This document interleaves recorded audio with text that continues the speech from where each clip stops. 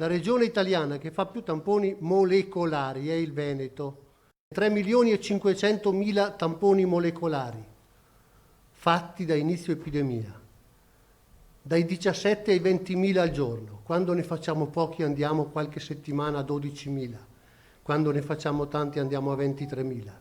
La precisazione del direttore generale della Sanità Veneta, che ha incaricato le ULSS di comunicargli la capacità giornaliera di esecuzione dei tamponi molecolari, con l'attesa di appena 24 ore. Perché io non accetto di fare tamponi molecolari e avere il referto a 5 giorni.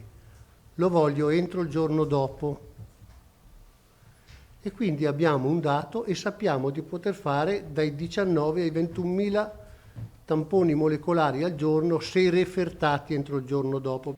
La specifica, vista la diffida della NAO Veneto, il sindacato dei medici, che chiede l'utilizzo dei molecolari sul personale sanitario anziché del rapido.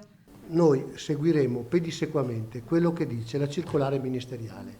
Questa è la nostra risposta. Da qui il perché sul distinguo tra i due tipi di test. I tamponi rapidi sono e vengono utilizzati per screening, i tamponi molecolari per diagnosi, per conferma e per sicurezza. I tamponi rapidi non sono una sostituzione, sono un'aggiunta e sono un'integrazione. Quindi la questione terapie intensive con i 700 posti attivi, di cui da stamane 91 liberi. Vuol dire che dei 700 attivi ne stiamo occupando 610.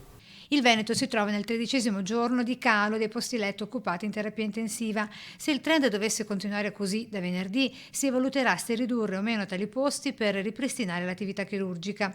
Infine il vaccino con le scorte di Moderna già arrivate. C'è una riunione tecnica con le aziende per stabilire le modalità di primo utilizzo delle circa 8.000-7.800 dosi del vaccino Moderna che riceviamo oggi.